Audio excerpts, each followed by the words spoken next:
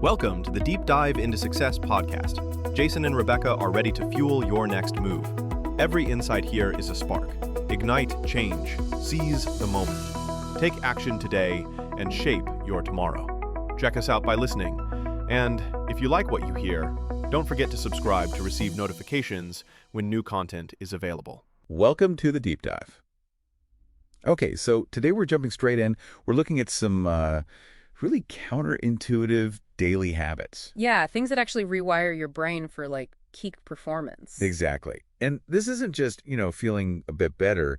It's about getting real cognitive excellence, a serious competitive advantage. Which is so crucial because the thing is, for anyone really ambitious, especially say 16 and up, there's the silent threat, right? The slow creep of cognitive decline, focus, memory. It can erode from age, sure, but also just from sustained high stress. Definitely. We see that all the time. So brain health becomes non-negotiable if you want that lifelong success. It's foundational. And we've boiled down the research, really distill it into 3 specific habits. And they're surprising. They go way beyond the usual advice. Let's unpack the first one then. Okay, habit 1, strategic caffeine. Taking something familiar, but using it with surgical precision. Right. It's all about optimizing your intake. The timing is fascinating. Caffeine, as most people know, blocks adenosine. Which makes you feel tired, right? Exactly. Makes you sleepy.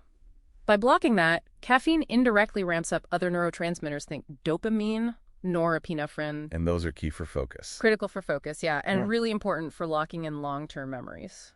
So the application is key here. We saw this great example of a financial analyst. He stopped just, gulping coffee first thing. Instead, he timed it precisely.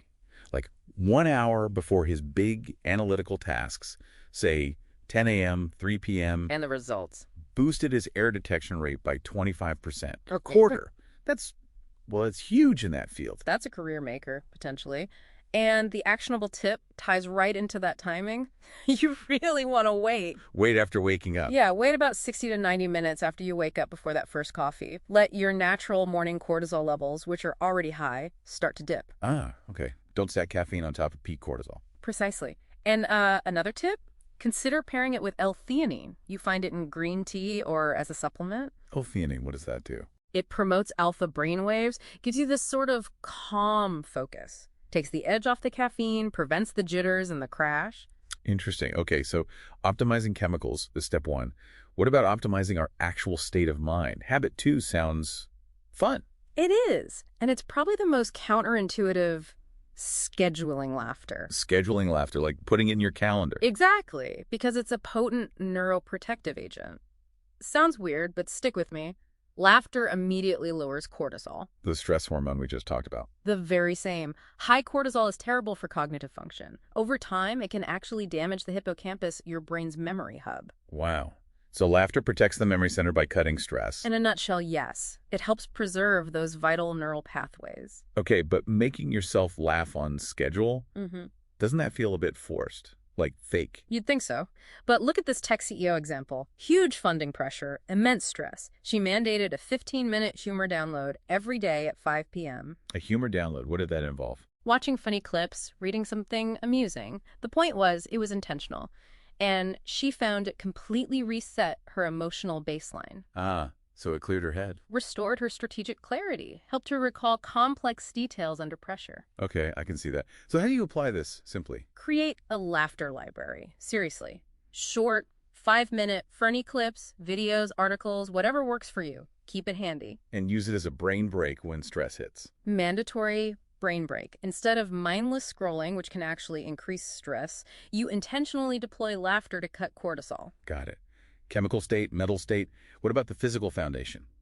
Habit 3, strength training for cognitive mastery. Picking up heavy things. Yes, resistance training. It's not just about muscles. It's profoundly good for the brain, especially compound movement. Like squats, deadlifts. Yeah. The big ones. Exactly. Those high-effort movements trigger a huge release of BDNF, brain-derived neurotrophic factor. BDNF, I've heard that called miracle grow for the brain. That's a great way to put it. It literally encourages new neuron growth, strengthens connections between brain cells, and can even increase the volume of the hippocampus. So stronger body, bigger memory center. Essentially, yes. Better memory function, better learning capacity. And there were direct cognitive benefits too, right? Like focus. Absolutely. Think about the intense focus needed to safely perform a heavy deadlift. We saw this with a technical writer. What happened with them? She found that specific focus translated directly into her work. It created this clean cognitive space, she called it, helped her smash through writer's block in a way that, say, walking or yoga just didn't. That makes sense. The intensity forces mental clarity. And intensity is the key takeaway here. It has to be challenging. Those last few reps need to be genuinely hard, near failure. Why so tough? That acute physical stress is the signal. It tells your body, and therefore your brain, we need to adapt, grow stronger, release those growth factors. Light effort doesn't quite cut it for the BDNF boost. Okay, so we've covered strategic caffeine, scheduled laughter, and intense strength training. 3 quite different angles. What ties them together is building a resilient brain. Lifelong success isn't just grinding harder, it's working smarter by ensuring your brain can sustain that high-level effort. So these habits keep your mind sharp, essentially matching your mental stamina to your ambition. Precisely. So let's leave you with this thought. Which of these 3 habits feels most foreign to your current routine? Which one would require the most intentional scheduling? Good question. Are you maybe capping your own potential with a brain that's not firing on all cylinders just because you see these things, coffee breaks, laughter, exercise as mere leisure, not crucial tools for cognitive excellence? It's time to rethink that. Start treating your brain like the high-performance engine it truly is.